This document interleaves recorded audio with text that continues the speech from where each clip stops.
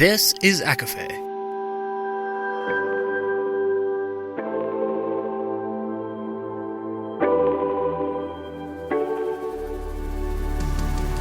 Laura Marie and Jessica Marie proudly present A Court of Fandoms and Exploration, a podcast. Fair warning, everything the hosts say is explicit, full of spoilers and adult content and shall not be used against them. They have opinions. Let's try not to drag anyone for expressing themselves and just have fun for an hour. We all deserve it. This episode contains spoilers from Kingdom of Ash, with mentions of Throne of Glass, Tower of Dawn, Legendborn, and the Folk of the Air series. There are also discussions surrounding grief and loss, as well as an extensive content warning list. Full list can be found in our show notes. Hi, everybody, and welcome to A Court of Fandoms and Exploration, your weekly deep dive into the YA literature and fandoms that we love. I'm Laura Marie. And I'm Jessica Marie. And today we are discussing A Song of Wraiths, it's difficult to say, and Ruin by Roseanne A. Brown. This is her debut novel, and her second one is coming out soon. And this is, of course, a second-time read for Laura, so she's reread this to answer all my million first-time questions. We haven't really talked about this week. We've been so busy. Well, no, because we are recording this November 1st, right after Halloween. So it has been very busy. We are very tired. So excuse us if we are a little hoarse, a little low energy, but we are here for you. This book is really different. It is really heavy world building right away, but we have no problem with that. I like this book, and it was really easy for me to kind of jump in this. Just coincidentally, the first time that I was reading this, I had just watched The Mummy. So when they're talking about the wizards and the Urology Telra and the pharaohs, I was just oh yes, no, this book, the resurrection book, yes, okay, connections are made. So from that, I was very easily hooked. I have not watched The Mummy in easily 20 years, but I somehow am on Mummy Talk. So, I'm there. Now I just have to find a streaming platform that has it. Well, that's fair. And if you watch it again, you will absolutely love it. So super kind of relevant here because the pharaohs are named, and that is very interesting. My background also is in myth tales and religion and cultures and stuff. So I have a kind of working broad knowledge of kind of some of the stuff that's talked about in this book, but my main focus was Hinduism. So I got to learn too, and I love to learn. Do you feel because of that background, it gave you an easier way to segue into this world with just what you know already, or your comparisons? I think so. I think that helped. As soon as they started saying things and naming things, I was yes, it's this. Okay, I get it. And then the story, just the bones of the story, are pretty common kind of throughout YA. So that was also very familiar too. So it was easy for me to just oh, it's a tournament. Okay, here we go. I know what that looks like. So yeah, I was pretty sold from the beginning. So yeah, all good. We have kind of some points to bring up before we get started.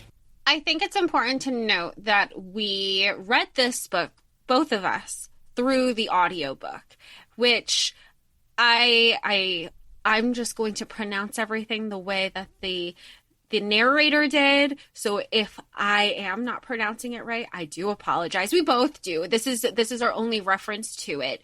And the fact that we do a lot of things that we read and that we're trying to be more conscious in our reading choices, that we understand that we are not the target audience for this, but I don't think you need to be to enjoy this book. It's so good. How do you not get wrapped in with the cover? I went into this book completely blind.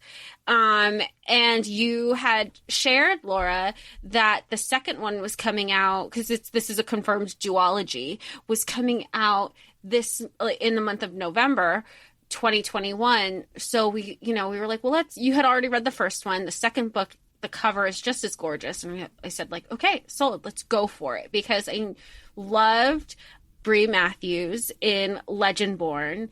And I just had a lot of Brie vibes in this one, and I loved it so much with her sense of self.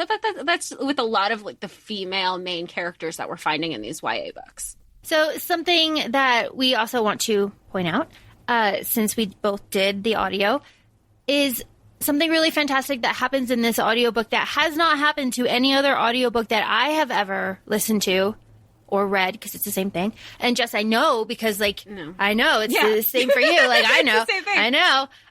The trigger warnings and content warnings for this book have made it into the audio version. And it is the first time that we have ever encountered this. And it is fantastic. It is wonderful. It is something that I personally feel, maybe a hot take, should be standardized. I think so too. I mean, it's one of the reasons we integrated it into our episodes right at the top of the shows, is not just like, oh, here's the spoilers of like what we're talking about, but also trigger warnings. But it's also at the same time, and I mean, we'll further into the conversation, we acknowledging that triggers are different for everybody, and what might be a trigger for some might not. That's a whole different conversation. I digress for 5 minutes, because the note from the author for this book particularly says, please note this book depicts issues of mild self-harm, ideations, fantasy violence, emotional and physical abuse, anxiety and panic attacks, parent death, and animal death. I have done my best to approach these topics with sensitivity, but if you feel that this kind of content may be triggering, please be aware. Wonderful. Wonderful.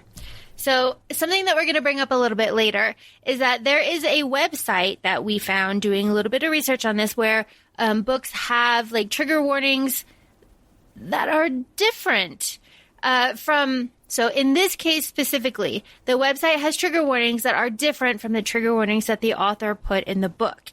And that is a very interesting conversation that we will circle back to kind of at the end. So, who are our characters, Jess?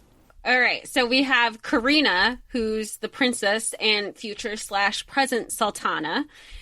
We have Malik, who also goes by like Adil, who is just this other persona that he has to. He's like the life champion, the life champion. Who that champion background where everybody's vying for basically this present, like her gift that she thought of on the whim, reminded me of Throne of Glass. I'm sure that that's not the only book, but you know, where you have all the assassins trying to win to be, So we have the Kestrel, who is Karina's mother and current sultana in the book. The Grand Vizier, well, the title Grand Viziers are everybody on the council, and then there's a male Grand Vizier, Janaba. I'm probably saying that wrong still. Then we have the council. Then there's Afua, who plays a huge role. She's this little girl who plays this huge role for Karina in the middle of the book and kind of helps drive her to find out answers and like help her in the end also. There's Tunde, who becomes a friend to Adil, who we also know as Malik, and is also the ex-boyfriend of Karina, and is the king also because they get married. Spoiler, if you're listening to this is just like one giant spoiler. There's Nadia, who's Malik's sister, Fareed, who's supposed to be this trusted advisor, and like shit turns quick. Then Adir and Hanan. Adir is the faceless or the nameless? The faceless pharaoh. Pharaoh? King. No. King. And Hanan is Karina's sister who rose from the dead. Yes. Oh, very good. Very good. I think those are like our main players. There's also like Aminata and like the guard, the like main like head guard. Yes, Amadou, I think she's like Grand Vizier Amadou or something. She reminded me of the Dora Milaje from, like, that's how I envisioned her. Like this powerful protector of royalty. Yeah. Oh, badass. Okay. So we have this world, like we're in a desert. There's a big festival coming, Solstasia, and then the comet. I just like the name of it. I know. It sounds amazing. Solstasia only happens every 50 years. 50 years. And Malik. And it aligns with the comet. Yes, and it aligns with Bahia's comet. And Malik and Nadia and Layla are refugees from Ishram, and they are making their way to Ziran for Solstasia so that they can start a new life.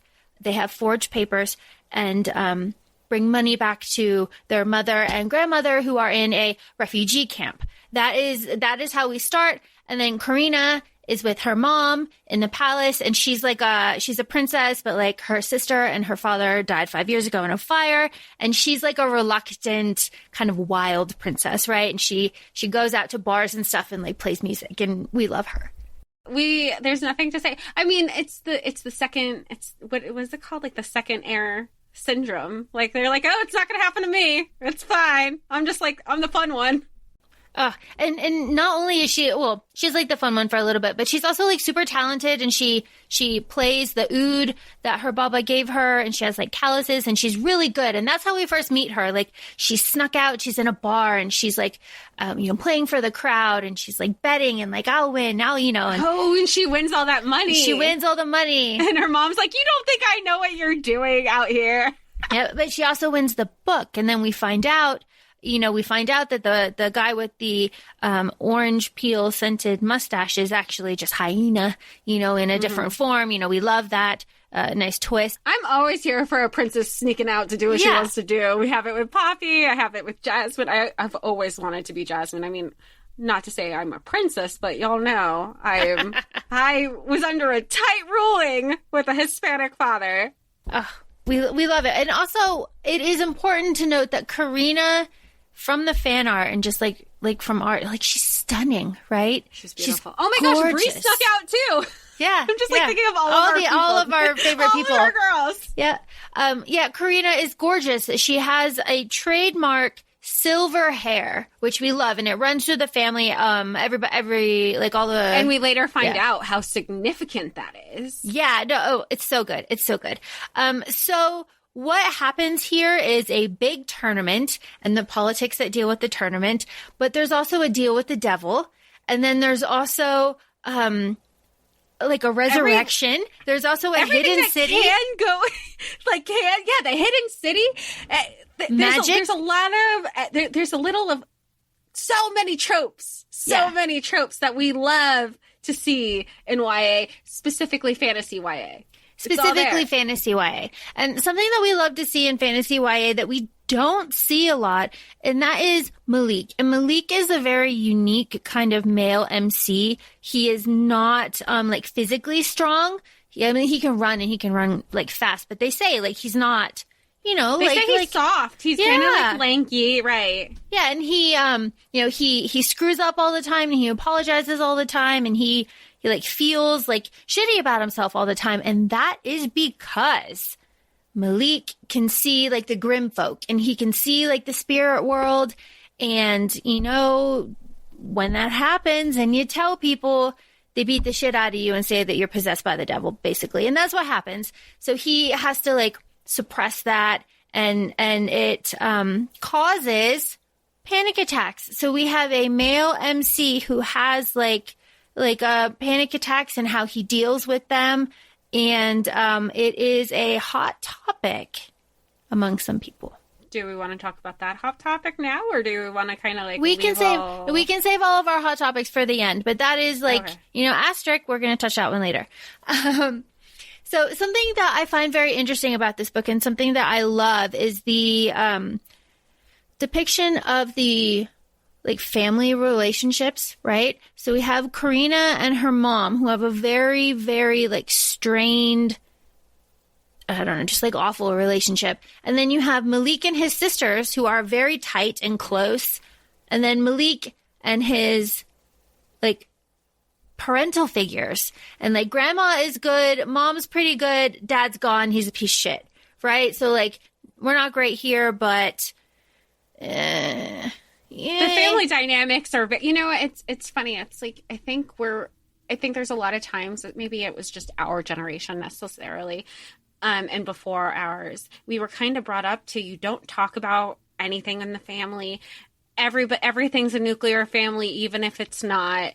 and everybody's perfect. And if you're going through your own strifes, you feel like nobody's going to get it. And then as you get older and you realize it's okay to talk about that, because like you find the relatability and like your different relationships, and you realize, oh, we're all kind of fucked up. So we're all going through it. Granted, like the boomers and Gen X, they're still not talking about it.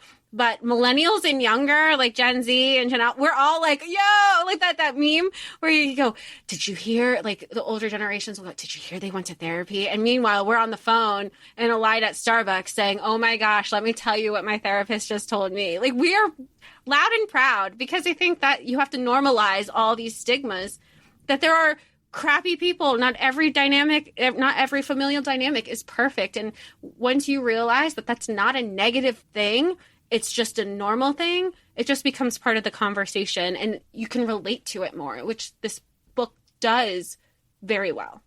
Something that it does also very well, which is an excellent point you just made, by the way, but something that it also does very well is the depiction of grief that Karina goes through. And like, as soon as she started getting headaches, I was like, I know exactly what this is.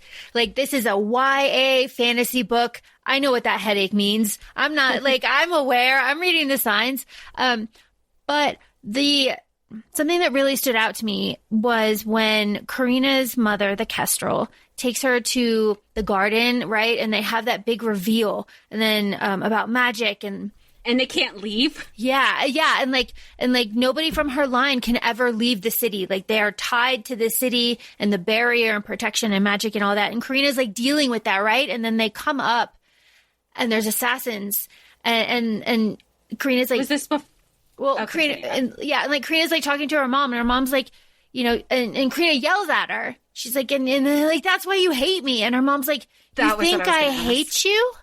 And then assassins come and her mom is killed right in front of her. And like, that's it. That's like the last, like, oh my God. So like, and then Karina living under this kind of like delusion that she will bring her mom back to life and that will fix everything, right? Like, I just have to do this one thing. And we know it never does. Like, in real life or in YA fantasy, you knew that that's not what was going to happen. But I felt for her, because like all of these responsibilities start getting like piled on top of her, right? And she's like bearing them. She's like, but it's temporary. Like, this isn't my life. Like, I just have to like bring her back, and then she will take all of this away from me, and then I can have my normal life. And like, this is temporary. And I felt that. There's a direct quote that she said that I made it a point to put in my notes, where she says, breaking down won't get me anywhere. Like, that is a reoccurring theme also with our main characters of bigger picture, that doesn't make it hurt any less, or make it, it's just kind of like you're compartmentalizing it.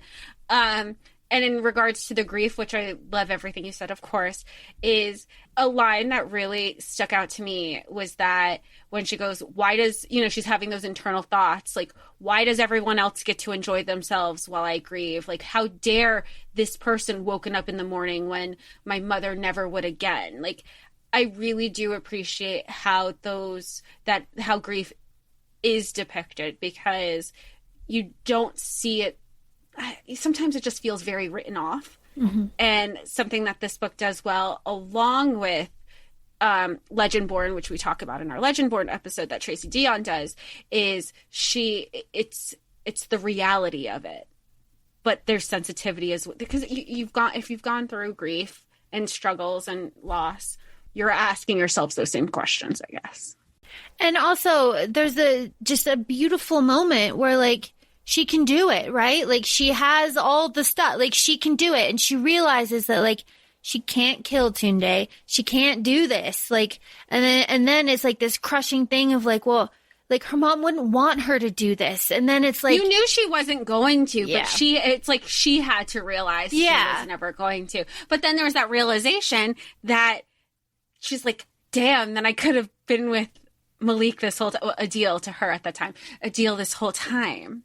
But also, something that I do really love about this book is then you're like, okay, well, she's not going to do it. But then Fareed comes out of left field And he does it. Like, I love when, like, the thing that you fear, like, actually happens, right? And, like, it wasn't the Kestrel that's resurrected. It's Hanan, because it was Farid the whole time. Like, I fucking love that. I reread that part because I go, no, I did not just hear what I thought I heard. And then I went to my ebook also to make sure I was reading it right. Because I go, he really did do the thing. Yeah. Like, sometimes when stuff like that happens, you kind of speculate. And then because I did wonder about Farid for a little bit. But then when they have that council meeting and Mawar, Grand Vizier Mawar, he comes forward, I go, oh, okay. And I was like, oh, that makes total sense. Okay, I guess I was wrong. I guess my vibe check was wrong, but it was right. Farid, man, out of left field.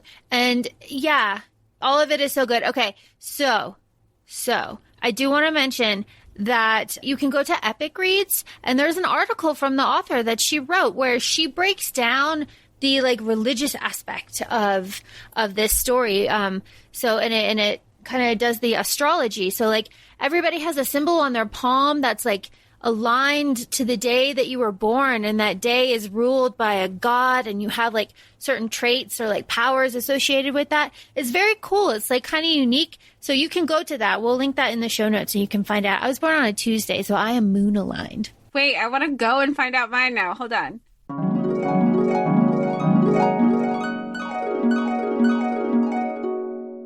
I was born on a Wednesday, and it says Wednesday. Oh, well, that's original. Patron deity is Santrafi, the nightjar, alignment wind. You were born? Oh, this is so cool. I'm gonna... An apple a day keeps the doctor away, but might I suggest you consider investing in purifying salt instead of apples? Well, considering I love Supernatural, of course I've invested in salt. So mine is Tuesday, it's Moon Day, it's an owl. That's so perfect. It's like your specialty is healing magic. Moon-aligned people are inquisitive, and you are most likely happiest when you are acquiring knowledge or mastering a new skill. Hey, that's nice. Yeah. Hey. I know. We're like, sure. That's accurate. So, that we'll post that website if you are interested. It's written by the author, so that's really cool. It is legit. Oh, mine's bullshit. Making friends everywhere you go. Easily? No. Well, I love you. Yeah, of course you do. Anyway, sorry, we got a little sidetracked. Okay, so a character in this story that we haven't mentioned yet kind of really is Hyena. And Hyena is one of the original kind of mythological figures in this world. And she appears to Malik in several forms. She is the Griya that grants the wish of Nadia to enter the city for Solstasia because they were denied when Malik got all his papers stolen because he was trying to do the right thing. She appears there. She appears in the house right before they meet a deer. She appears to give Malik the mask for the first challenge.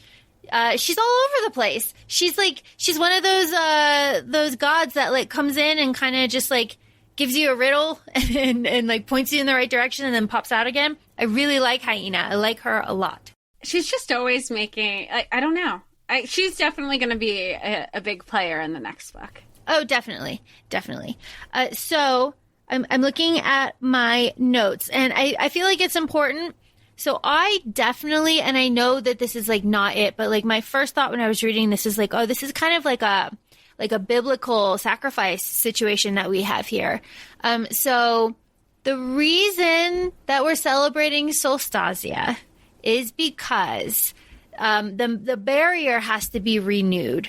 The magic has to be renewed. And to do that, Solstasia has to go through and Karina and her family have to be the ones to do it, right? It has to be them. And the barrier is tied to the comet, and the comet is tied to Bahia, and Bahia is Karina's ancestor. I'm doing this right. And to create the barrier, she had to tie it. it was like an exchange, right? Like like your most precious thing. So Bahia, most precious irreplaceable thing, right? Yeah. So Bahia murdered her child to create the barrier, and that act is what made Adir, the faceless king, break with her, and that's what started everything. Was that? And not only could it could be an irreplaceable thing, that you could never get back. That's redundant. Never mind. So when Karina goes to speak to her patron god and ask about the rite of resurrection, he says the same thing. Like, it has to be an exchange, like an exchange for an exchange. What I'm going to tell you is like, you like irreplaceable. You have to give me something that too. So she gives her Baba's oud, in that exchange. So, but it's very interesting. Okay. So the faceless king, okay. One of the criticisms of this book is that it is very fast-paced and a lot happens. Do you feel like it was fast-paced? Well, not when I'm reading it, but as I'm looking and trying to like talk it out, it's like, there's a shitload that happens. I feel like when I was reading it, I feel like it really didn't pick up until I saw like 68%, like 60% or something. And then it went it was really fast. Not that I mind about the world building. I just feel like there was a lot to get there. And the structure, in a way, reminded me of We Hunt the Flame, where, because we interchange the point of view, the dual POVs, and they're both going on their separate treks. Yeah, they might have crossed at some point, but they didn't know who the other was. And that's where it reminded me of We Hunt the Flame, because they were doing their own different journeys. Maybe that's why I didn't feel like it was super fast paced. I guess if you break it down, it kind of is. Yeah. So where are we? Like, the deal has been made. So see, again, there's just a lot going on. So Nadia is held as ransom. So that what did she do again? She bartered or something. So she answered the Gria's riddle, who is Hyena, and Hyena granted the wish. So they got into the city. But it was the wish she shouldn't have done. No, it's Adir's territory. So any magic has to be like within his territory. Okay, that's approved. So he was like, "I'm going to hold your sister. Yeah, you need to go kill the princess as payment for right, like having and magic." And Malik was like, "Sold, got it. It's happening. Yeah, like I will do anything for my family. Yeah. So like Malik has to kill the princess, and then Karina, through getting this book from winning it from the bard when she was out earlier, and then her mom dying, has the like recipe for resurrection, and she needs the heart of a king. So Karina, is going to murder the winner of the tournament, and Malik gets suckered into the tournament as the only way to get close to Karina. So they both have to kill each other to solve their own unbeknownst problems. To the other, right? Yeah. Like, unbeknownst to the other. Now, that was, and I feel like it was kind of answered later on, because he had this kind of magic to have the priestess, in a way, select him. Oh, how is he doing that? And then later it's described that he was just kind of suppressing his magic, and he's always had it this whole time. But he kind of wavered the decision to go towards him to be chosen as the life champion. Well, and also, he can like spin illusions too. So like when he's like up on the stage for like that second challenge, he like spins that illusion, and everyone is like, whoa. And that illusion spinning is what Farid picks up on. Yeah. Right. And then Farid is like, he's like, that illusion.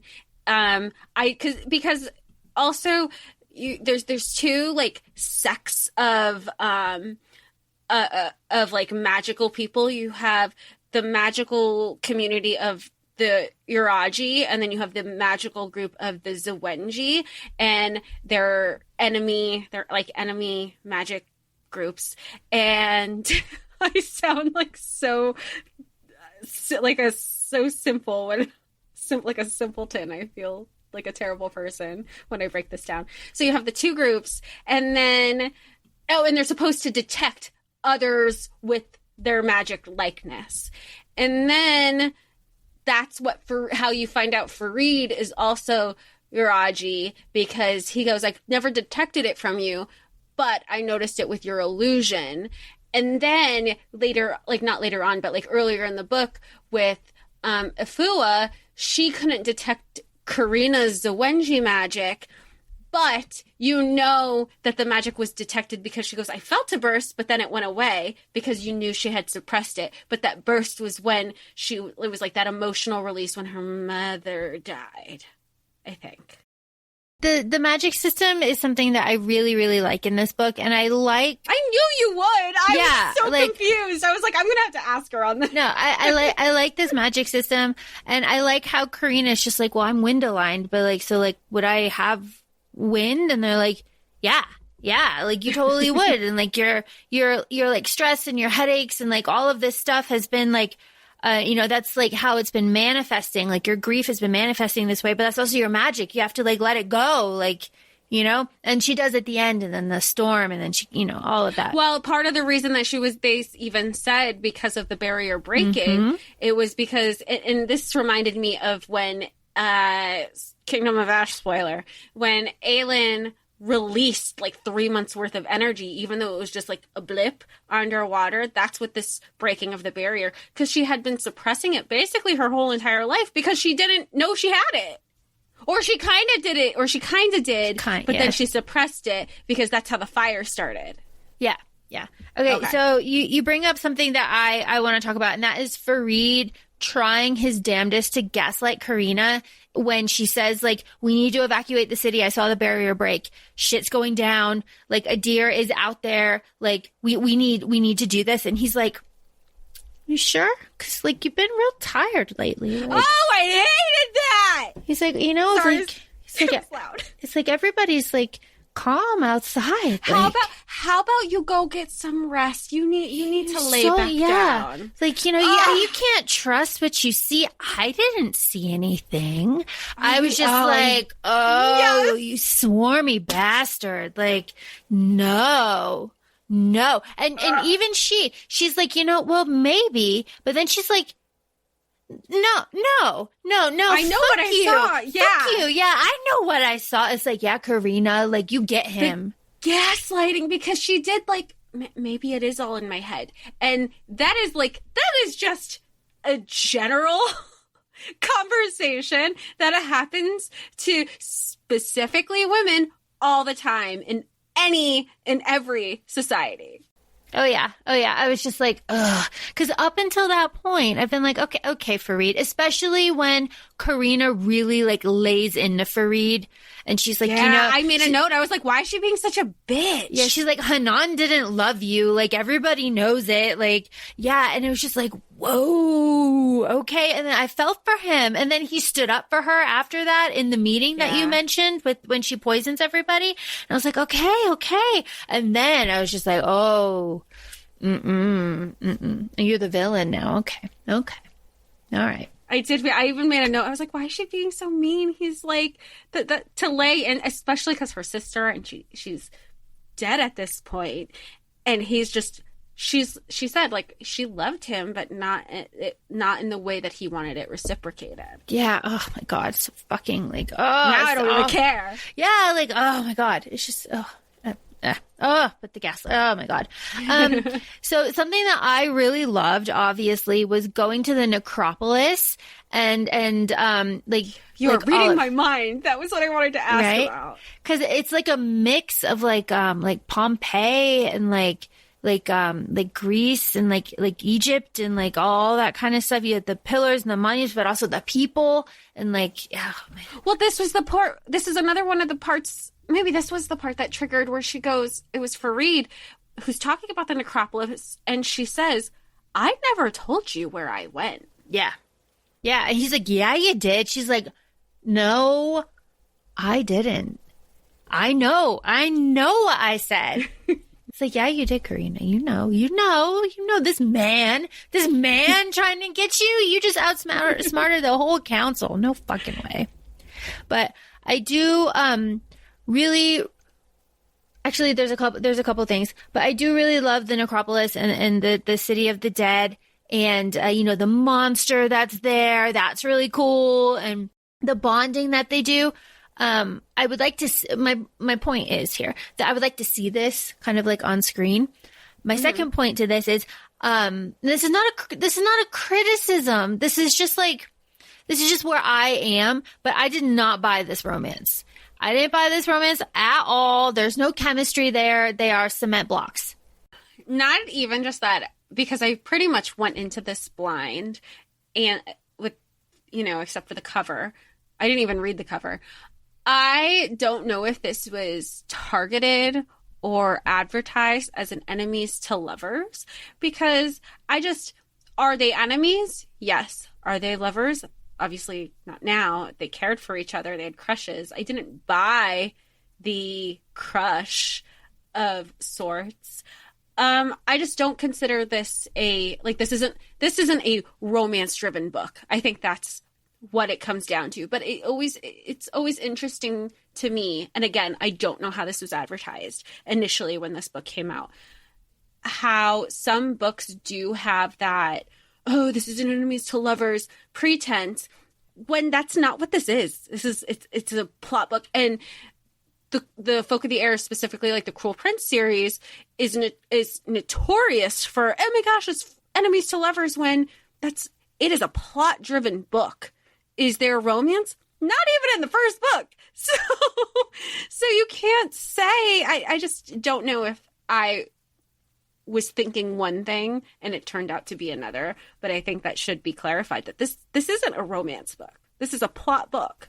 Yeah. And I don't even buy the romance that's there. No, I don't buy the romance that's there. I bought the like history. I bought the Tunde's affection for her. Yeah, he loved her. He was the ex-boyfriend who knew what he lost when he lost it, and he was like, I'm never gonna fuck this up again. And he was very accurate. Every time she had a migraine, he was like this doting, trying to make up for like the things he fucked up on, literally for the rest of his life.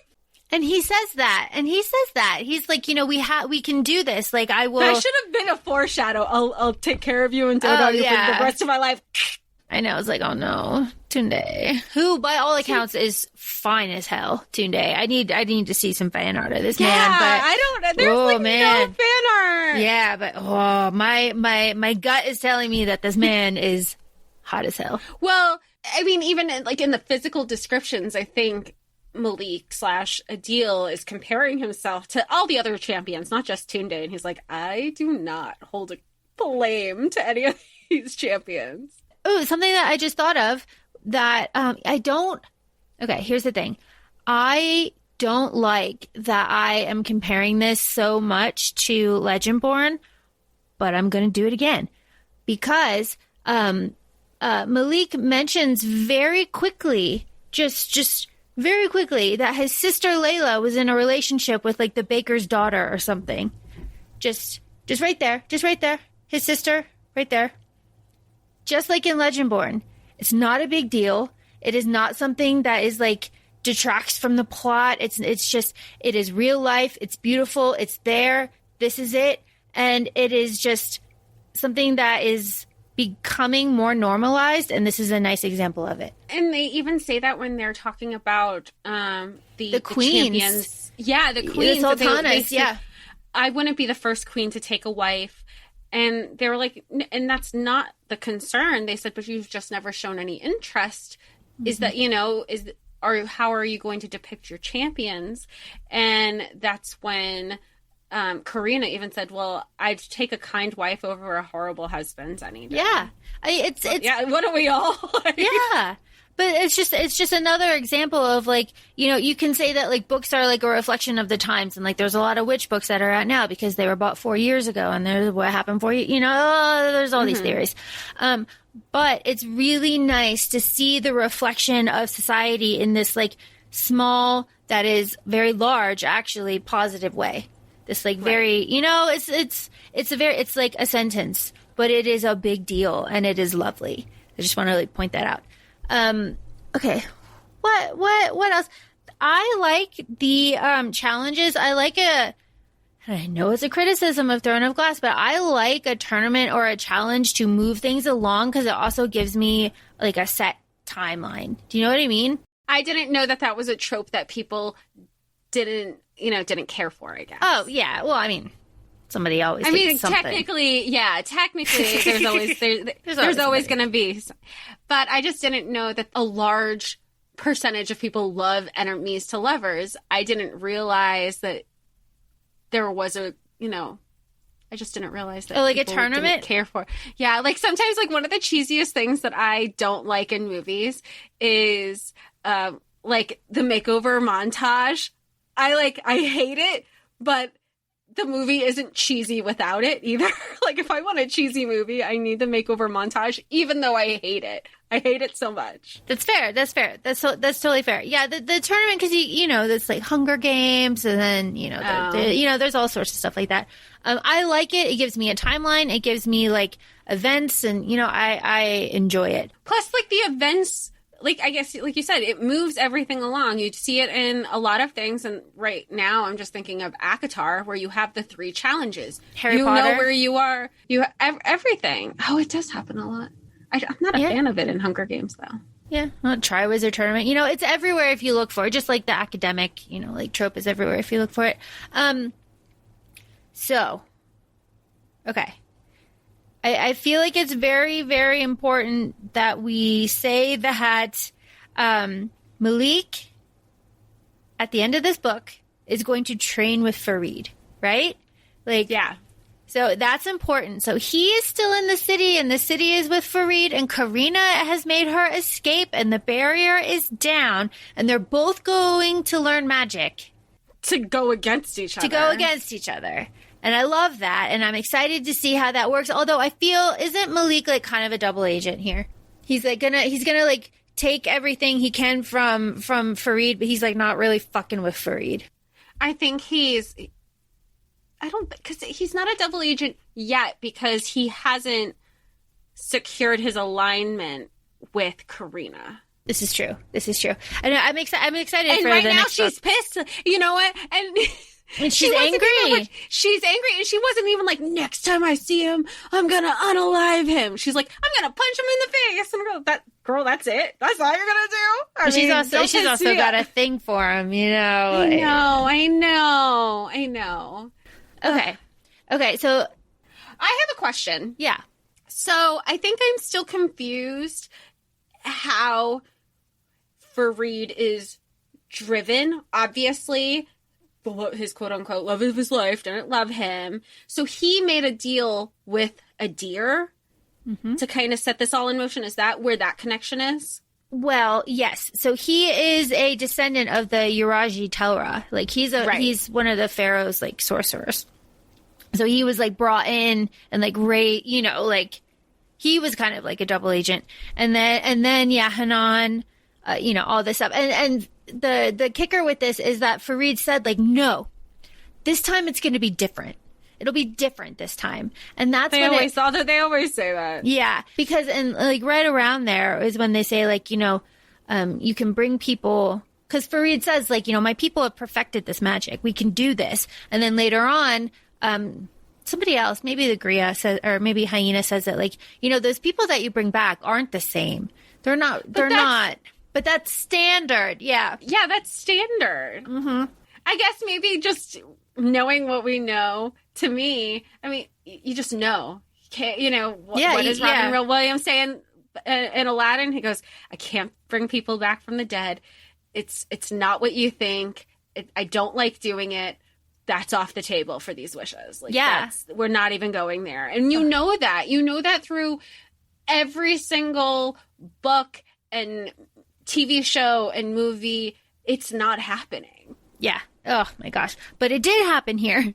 And we don't know yet if she is different. Yeah, but I feel like it happened here not in the way it was. Well, it wasn't, because she was trying to bring the Kestrel back. Right. Yeah. So, but like she had her own plans and Farid had their own plans, but like he didn't have the flower. He couldn't find the flower because he couldn't get into the necropolis. So like as soon as he saw the flower, he took it and like did his plan, where Karina like backed out of her plan because she realized that it was like wrong. Right. Okay. Yeah. Okay. So I feel like that's the plot. Now, if you're listening to this, you're probably like, well, there's a really big like characteristic of Malik that you haven't talked about yet, and there's a reason for that. So Malik, as a unique and kind of different male MC, as we said, suffers from anxiety and panic attacks.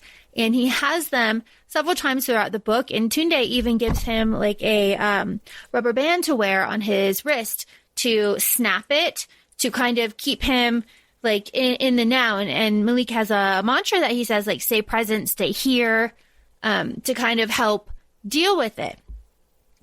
Now, there are two sides to this. There are a lot of people that are like, this is great. This is great. We have a male MC that has like panic attacks and he's like dealing with it and he's living with it. And it is not something that you ever see. And like, yes, we praise this representation. There's another side, saying that like, that's not so great. So Jess, what do we think about this? Okay. I am only speaking on behalf of my own personal experience and living with high functioning anxiety. I do like the message that I am present, I am here, this is my mind, I am the strongest person here. I love this messaging. However, that being said, I also found some frustrations with this message, because when you're having these panic attacks or anxiety attacks, or you're overwhelmed, trying to tell somebody, it's okay, don't worry, it's okay, or it's not that big of a deal, it's in your head, like, just, other people are just trying to do their best in calming you down, but that doesn't help with the anxiety at all.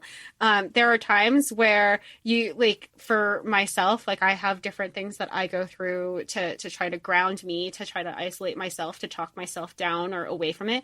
Or you have times where you're frustrated and you can't have your triggers. That's even worse, because you're like, why can't I stop? If I had a trigger to like talk myself through this, it would be easier. That being said, I'm not negating the people who are praising this. I'm just acknowledging that everybody has their own way to process their anxieties and, their whatever they are going through. I just think that's important to note, because we are not all the same, and I'm not negating anybody else's opinions. Like I said, I do appreciate the message. I just also, not everybody is going to have the same, they're not going to process their anxiety the same way either. Which is a very excellent segue to something that we were talking about earlier, which was the trigger warnings and content warnings. This topic is very rich, and I feel like is very fertile ground for a full episode.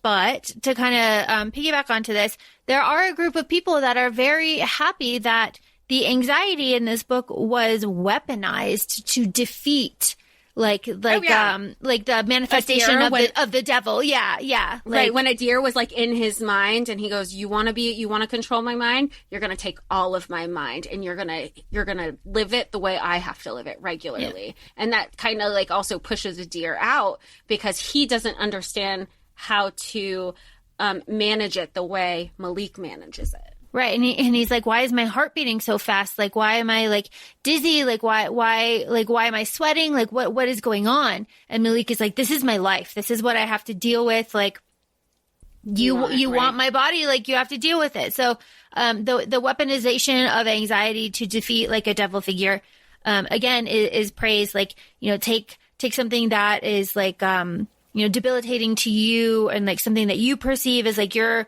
weakness, and like turn it around and make it your strength to like push out all the evil. Like, again, very good messaging.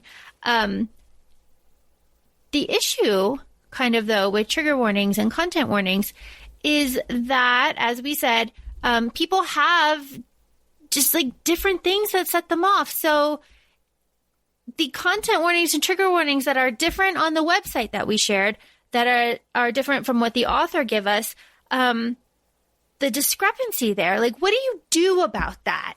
I mean, and that's the conversation, right? And who are we to decide what triggers and content warnings are such for other people. And I mean, we try our best, like with us personally in our episodes, this way at the top of our episodes, we try to, it's not just like, oh, here's some spoilers and here's some mentions of books, but here's the trigger and content warnings. I feel like we do it in a way that maybe the author did, where it's what comes to mind initially when we're listening through the, like, what are we talking about that could be seen as triggers, which the author did at the beginning of this book. We said we loved it. We read it through. We like it.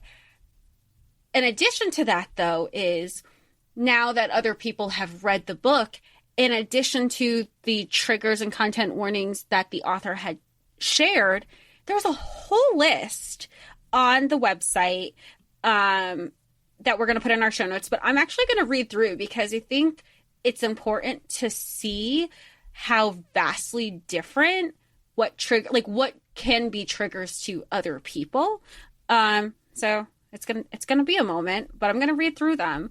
Let's see. It starts off with ableism and ableist language, racism and racial slurs, colonialism themes, refugee experiences, riots and stampede, police brutality, emotional and physical child abuse, cheating mentioned, anxiety, panic attacks described in detail and on the page, hallucinations, depersonalization and derealization, self-harm and self-harm ideations, alcohol consumption, emesis, blood depiction, grief and loss depiction. That's one of the themes that we've been discussing. Death of a father recounted, death of a mother on page, death of a sister recounted, death in a fire, hostage situation, kidnapping and attempted kidnapping, knife violence, stabbing, murder and attempted murder, regicide, whipping of feet mentioned, animal cruelty, animal death, including animal sacrifice. Wow. That's a lot longer than the note from the author. Longer.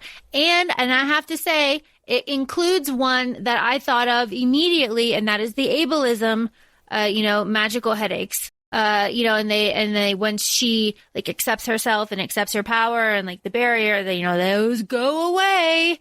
So I understand the kind of ableist conversation there. Nobody likes a magical cure for an ailment that affects common, right? Like people, that's like shitty. Nobody likes that. It just feels very dismissive. Yeah. Of like, and you could just get rid of it because that's not. But that's the same thing can be said with anxiety, which is why it's nice that he kind of talks himself through it. Again, not to say that is the only way, to go through and talk yourself down from anxiety attacks. But there's a lot there. Yeah, and it's just really interesting. So that I'm not shitting on anybody. I'm not saying anything negative about anybody. I prefer personally the website's list because it includes things that I like to see. That being said, when I was first listening to this book and it says like animal death, and I was just like, nah, this is like a red flag for me. But I went through it and I ended up actually tapping forward. I don't need that description of that stallion, but that's important. But it's helpful to know that you knew that. Yeah, no, exactly. So like when it was brought up and I knew going in, I was like, I know where this is going to end, tap forward 10. I don't need this. That's really important. So yes, this is a really fantastic, example. And that didn't, just because you fast forward through that part that you knew you were not like, this is not for me, that didn't take away from the book either. No, not at all, because I didn't go that far, and then I could tell from her reaction and context clues what happened. She botched it. I get it. I understand. I don't need the detail. So I appreciate that. So what I am actually kind of interested in is what the listeners have to think about this. How do you feel about, I guess 2 parts. How do you feel about content warnings and trigger warnings making it into audio? Did you know about that? Did you know it's not there? What do you feel about that? And also, I don't know who should be in charge of it. You know what I mean? Who's responsible for it? because it's so tricky because, you know, people make a bigger list. So should you leave it to the people? I don't know. I would love to know other people's opinion on this.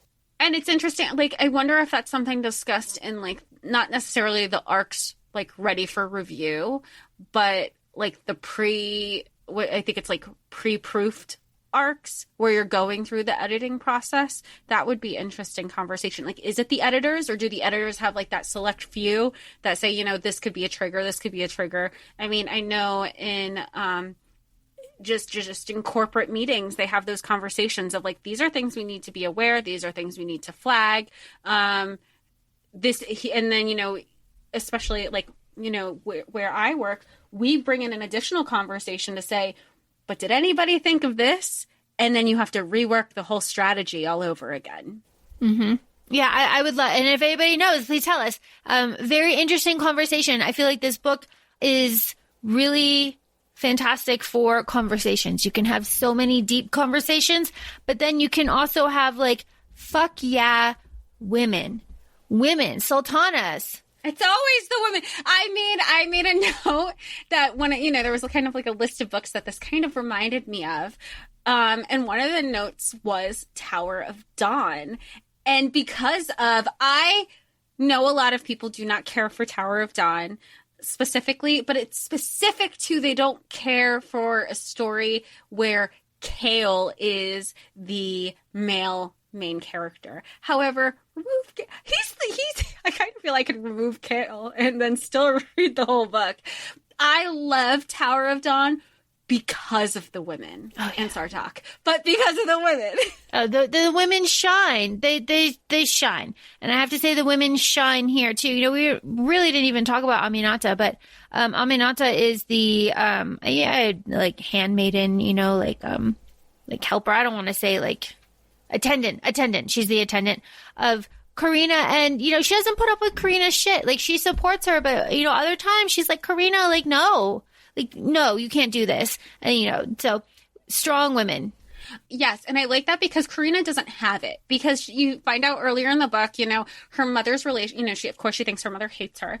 But then you find out, like, her mother kind of focused a lot of her relationship on her older sister Hanan, because Hanan would be technically the sultana to be, so she's kind of being trained as such. And Karina was just kind of there. She was kind of dismissive about the whole thing. I mean, she also, like, that's how she took her relationship also. But it's very interesting for that to see that shift. And the Kestrel also says something really good too. She's like, you know, you're not your sister. You're not Hanan. I don't expect you to be. I don't expect you to be anything like her. She was, like, trained for this, and I was too hard on her. But then Karina takes that as to say, like, so what? I can't do it. I'm just mediocre. I'm not good enough. Right. Yeah. Which is, I have to say, exactly how I would take it. That is exactly how I would take it. I'd be like, oh, well, fine. All right. And then I'm just not going to do it. Like, that's how I'd react. So Karina. Throw your hands up about it. Yeah. So Karina, like, I feel ya. Jess, do you have any other, like, points on this? No, not right now. Not right now. I want to mention the author. English is her second language. She is from Ghana, and the way that she helped learn, or that helped her learn English, is that she started reading Harry Potter. So shout out Harry Potter. And I just thought that was really interesting. We do acknowledge the issues with the author. We're not. Yeah, no. We're not. No. Let's not. Fuck her. So, like, we all know. We know. We're going to rewrite this narrative, and I think we're working hard for that. We claim the characters in the story. We don't claim the author. She's a piece of shit. No? Good? No, I think the only thing... It's so not related. It was just like, you know, when I write my notes and I have my initial thoughts where they're trying to fit Karina for her outfits. Oh, and I thought that was so sad too, now that I'm thinking about it, when they're, like, letting out some of the fitting because it was supposed to be for her mother. And it just reminds me of, there were certain times where it's not the thing that you think is going to break you. It's going to be something else that sets you off. But then there's right before that, she goes, tell me, how do you feel about capes? And I'm just like, no capes! No capes! No capes! We all know no capes. No capes. That was it. Just lightness.